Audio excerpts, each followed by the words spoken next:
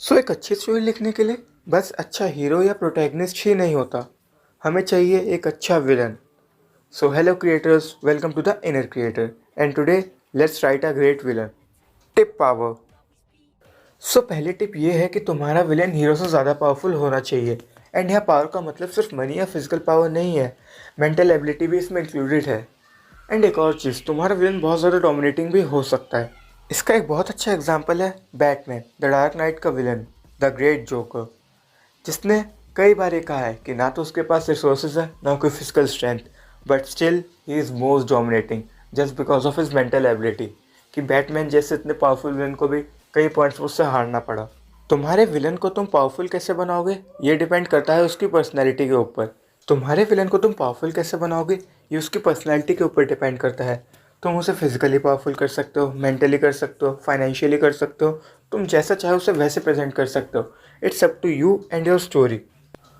For example, किसी mafia या gangster के थीम पे बेस्ड मूवी में तुम उसकी स्ट्रेंथ, उसकी फिजिकल स्ट्रेंथ एंड मनी के रूप में प्रेजेंट कर सकते हो। And same goes with every other stories. ये बेसिकली आपके थीम पे डिपेंड करेगा कि आपका विलन कैसे पावरफुल होगा, and it is the most important part. आप कई सारे तरीक़ों से अपने विलन को पावरफुल दिखा सकते हो। Again it's based on story. So now let's move on to our next segment, motivation. कोई भी विलन चाहे वो कितना भी पावरफुल हो, कितना भी फैसिनेटिंग हो, बट स्टिल वो अनइंटरेस्टिंग हो सकता है अगर उसके पास कोई बड़ा गोल या मोटिवेशन ना हो तो। उसको बड़ा गोल या मोटिवेशन देना बहुत ज़रूरी है अगर आपको उसे इंटरेस्टिंग बनाना है तो। आप उसे साइड गोल दे सकते हो, कुछ एक्स्ट्रा भी जो थोड़े बहुत उसके मेन गोल से डिफर करे, बट स्टिल एक मेन गोल बहुत इंपॉर्टेंट होता है बिकॉज उसके बिना स्टोरी में बेसिक फंक्शनिंग ही नहीं होगी। So let's go to the third tip which is balance. अपने विलन को रियलिस्टिक बनाने के लिए उसके गुड एंड बैड शेड्स को अलग अलग प्रेजेंट करना होगा, क्योंकि वैसे तो एक बिना किसी रीज़न का ईवल कैरेक्टर सुनने में भले ही कूल लगे, बट वो बहुत जल्दी तुम्हारे कैरेक्टर को अनरियलिस्टिक एंड अनइंटरेस्टिंग भी बना देगा। फॉर एग्जाम्पल, एक रूथलेस कैरेक्टर वैसे तो शायद एक पूरी आर्मी को ख़त्म कर दे, but on the other hand हो सकता है वो एक लविंग कैरेक्टर भी हो।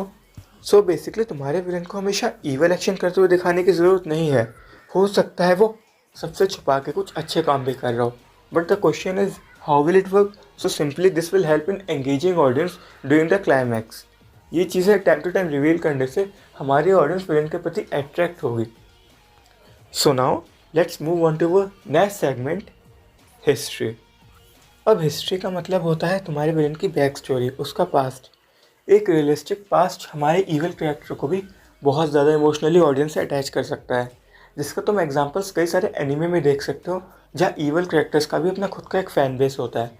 वही जिन एनिमेज़ में इवल कैरेक्टर को बहुत पावरफुल तो दिखाया जाता है बट उन्हें डेवलप नहीं किया जाता, तो वहाँ कहीं ना कहीं ऑडियंस बहुत ही कम एंगेज रहती है।